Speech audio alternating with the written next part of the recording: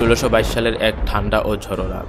Florida উপকূল ঠিক পাশ দিয়ে যাচ্ছে একটি স্প্যানিশ কার্গো জাহাজ, সোনা ও রূপার খনিতে ভর্তি। এটি মরিয়া হয়ে স্পেনের পথে রওনা দিয়েছিল। কিন্তু যখন জাহাজটি ফ্লোরিডা স্ট্রেচ পাড়ি দিচ্ছিল, তখনই প্রবল এক ঘূর্ণিঝড়ে পড়ে যায়।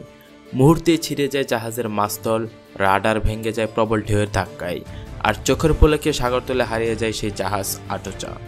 রেকর্ড বলছে সেদিন অন্তত $50 কোটি সম্পদ তলিয়ে যায় সমুদ্রের গহ্বরে, এবং এরপর সেই জায়গার অবস্থান হয়ে পড়ে একেবারে রহস্যময়।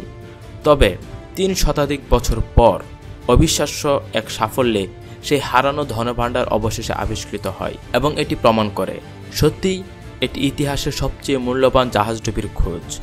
এই ভিডিওতে আমরা আপনাদের দেখাবো কিভাবে একজন মানুষ আর ছোট একটি টিম নিজেদের বানানো প্রযুক্তি, পুরনো কাগজপত্র আর অদম্য সাহসে দশকের পর দশক ধরে এই গুপ্তধনের খোঁজ চালিয়ে শেষমেশ সফল হয়েছিল।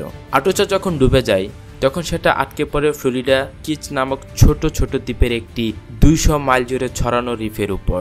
প্রথমে এর অবস্থান জানা ছিল, কিন্তু কয়েক সপ্তাহ পরেই আরেকটি ভয়ঙ্কর ঝড়ে এসে আটোচাকে পুরো ছিন্ন ভিন্ন করে দেয়। ফলে সমুদ্রতলে ছড়িয়ে পড়ে ধ্বংসাবশেষ, আর হারিয়ে যায় আটোচার অবস্থান। কিন্তু একটি জিনিস কখনো হারায়নি, এর গুপ্তধনের রেকর্ড। জাহাজটির কার্গো তালিকায় ছিল 150টি সোনার বার, 1000টি রূপার বার, 50টিরও বেশি মুদ্রা ভর্তি বক্স, আজকের বাজারে যার মূল্য $50 কোটিরও বেশি। এবং ঠিক এই সময়ে আবির্ভাব ঘটে মেল ফিশার নামক আমেরিকান ট্রেজার হান্টারের। মেল ফিশার ছিলেন একজন পেশাদার ডাইভার। স্ত্রীকে নিয়ে ক্যালিফোর্নিয়ার একটি ডাইভিং স্কুল চালাতেন, যেখানে 60,000 জনকে ডাইভিং শেখান।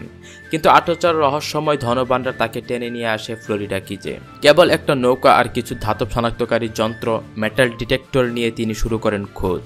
প্রথমে তিনি খুঁজতে শুরু করেন মাতাকুম্বে কিজ নামক এলাকায়, যেটা কিছু পুরনো দলিলে উল্লেখ ছিল।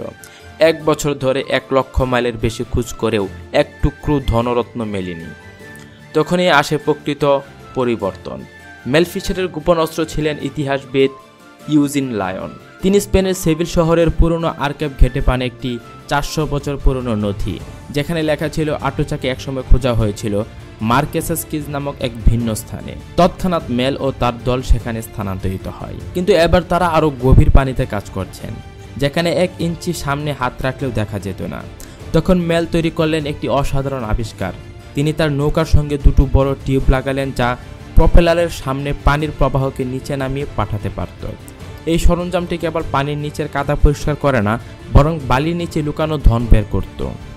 আর হ্যাঁ, যারা ইংলিশ ভাষা শিখে আরও জ্ঞান অর্জন করতে চায় বা কমিউনিকেশন স্কিল বাড়াতে চায়, তাদেরকে আমার চ্যানেলে স্বাগতম।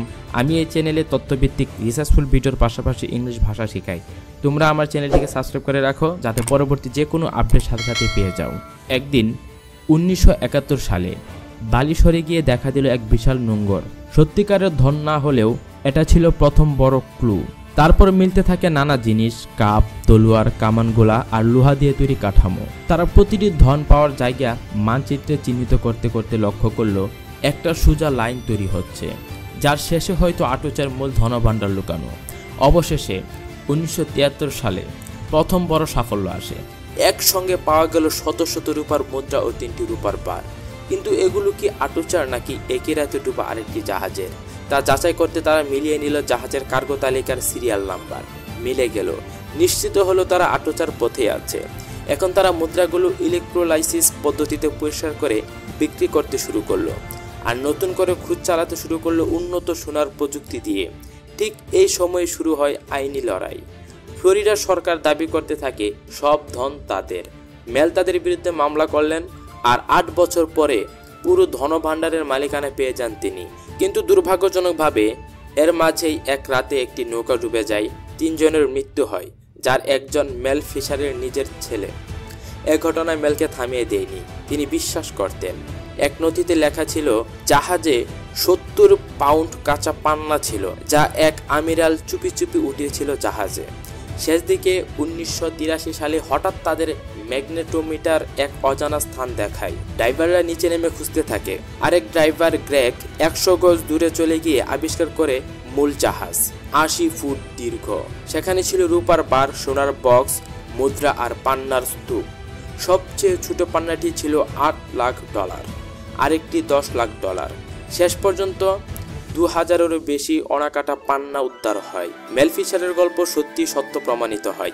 এই ছিল ইতিহাসে সবচেয়ে রোমাঞ্চকর ট্রেজার হান্টারের ইতিহাস। এক মানুষ, এক পরিবার, আর তাদের 16 বছরের অদম্য লড়াই, যা প্রমাণ করে আজ নয়তো কাল হারিয়ে যাওয়া স্বপ্নকে ঠিক খুঁজে পাওয়া যায়। তো এই ছিল আজকের ভিডিও। আশা করি ভিডিওটি সকলে ভালো লেগেছে। যদি ভালো লাগে অবশ্যই একটি লাইক দিবে আর কমেন্টে জানিয়ে দিবে তোমার মতামত। আর অবশ্যই চ্যানেলটিকে সাবস্ক্রাইব করে বেল আইকনটি বাজিয়ে রাখবে, যাতে যে কোনো পরবর্তী আপডেট সাথে সাথে পেয়ে যাও।